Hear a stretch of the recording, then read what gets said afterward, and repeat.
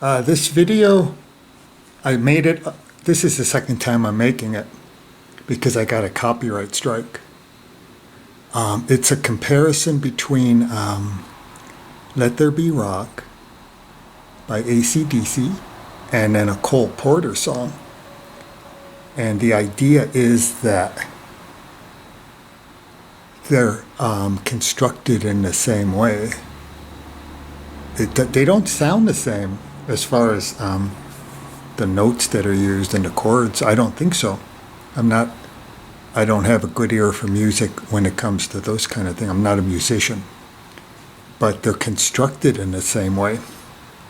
And I made the first video and I showed a clip of the AC/DC performance with Bon Scott, and then I showed compared it to the Louis Armstrong, and it said I couldn't show the video. It was blocked because it violated one or more copyright laws or copyright strikes or something.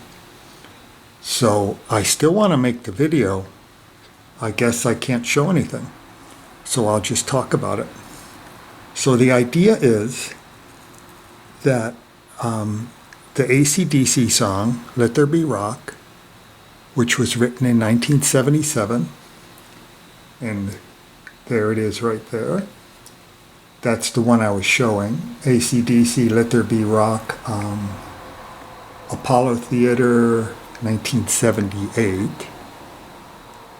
And that was written in 1977 on the album, Let There Be Rock album.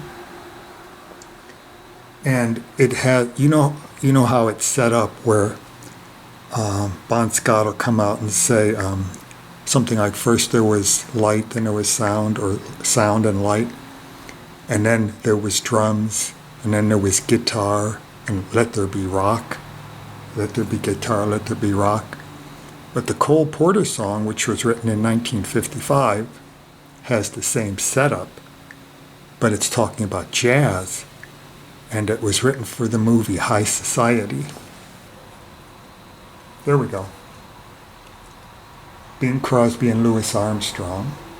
This was the movie. The song was written for the movie High Society, which came out in 1956.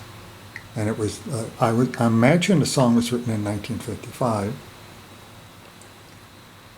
So if you want to look for the clip, you can find, this clip would be for the movie. I haven't watched that clip. I only saw the thumbnail and it looks interesting. But this was a song that is very similar in construction to Let There Be Rock, because it shows, let's do this.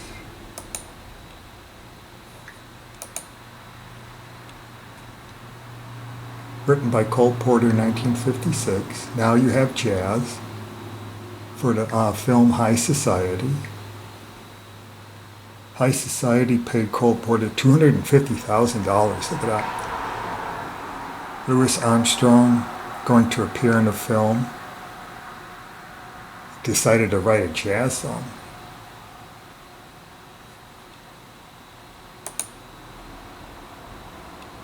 Oh, there's Let There Be Rock. See, a fictional version of the history of rock and roll. So it's about rock and roll.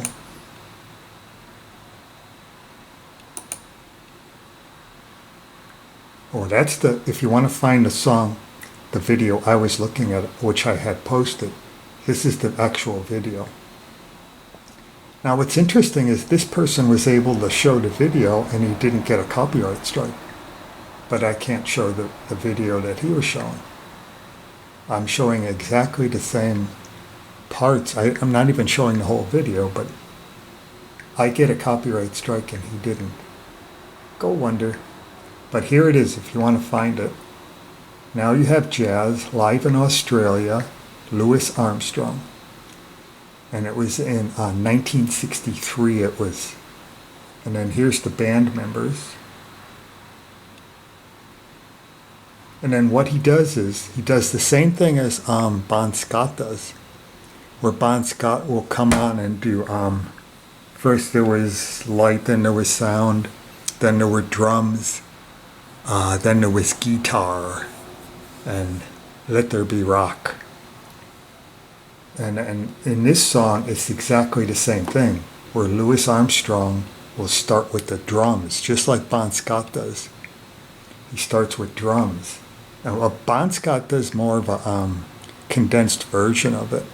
He just does drums and guitar, then Let There Be Rock, where Louis Armstrong goes through all of these different people. And he starts with the bass, he starts with the drums, just like Bon Scott. Then he goes to bass, then he goes to piano, then he goes to the clarinet, and then the trombone. So he gets all these different people. He gets each person. And he does clarinet in there. I think that's after the trombone.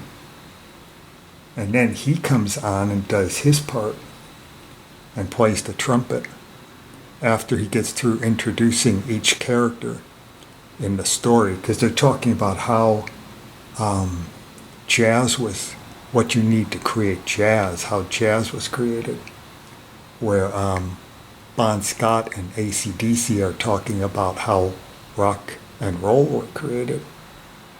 So it's the same storyline.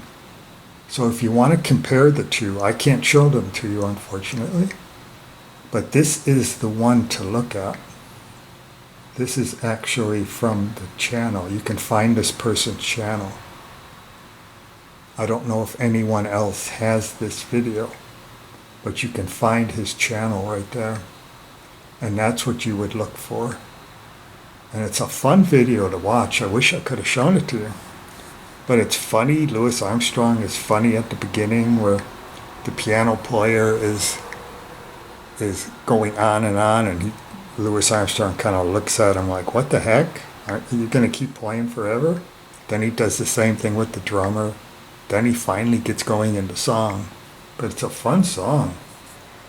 It's great music. See, 1963 in Sydney, Australia.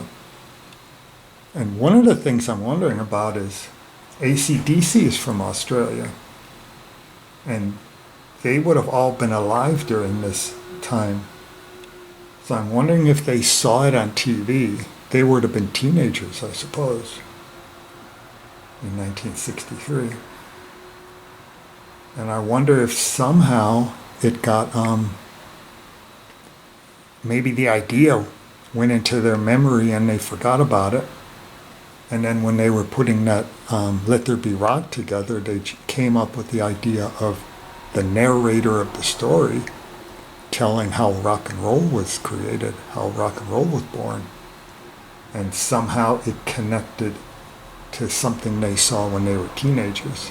I don't know. But it's a very, if you watch the two videos, it's a very similar setup to what, let's see what we got here. Well, there's the AC/DC song again.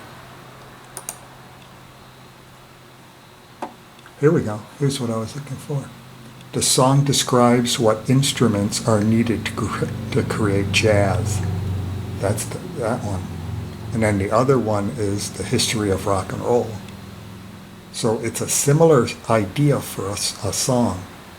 The first one in 1956 was, which was written in 1955, was about jazz, and the one that's written in 1977 is about rock and roll. But it's a very similar idea.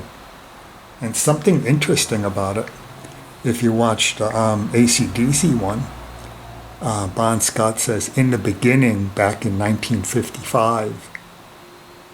And then this song was written in 1955, March of 1956. So it came out in the next springtime for the movie. They did things a lot faster back then. Now it takes years for them to make a movie. Back then, they just did it so quickly. They had everything done in a few months. Then they went on to the next movie. And it didn't cost a huge amount of money. But that's a huge amount of money back then. but it didn't cost $500 million to make a movie. But that's a huge amount of money for 1956, right there. But that's my idea. I wished I made the video. I made part of it yesterday and finished it up this morning. And it was a nice little video showing both of the songs, both of the performances. But it got a copyright strike. Anyway, there's my idea. So if you want to go and watch the two, I'll have AC/DC in the title. So the reason you clicked on this is probably because you're an AC/DC fan. So you'll be able to find that other one. There it is. So, but if you want to, you know where to find Let There Be Rockets Everywhere. But if you want to find the other one, here it is. All right, I tried. So check it out. And I can't see how they would copyright strike this one. There's nothing in here.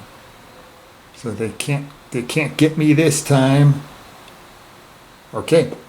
So go watch the video if you'd like, if you're interested, and see what you think. And write and make a comment and tell me if you think that it does match up. It's not the actual song itself. It's the way the song is constructed. That's what matches. The idea behind the song, where it's the narrator of the song, the singer, is telling about the history of rock and roll in one, and then about how jazz was put together, what you need to put jazz together and make a jazz song in the other. And it's constructed in the same way. And this one's fun to watch. It's a great song. All right, thank you for watching. I'll try to put this one out and see if it works. It should. There's nothing in here that could give it a copyright strike. All right, thank you for watching. Bye.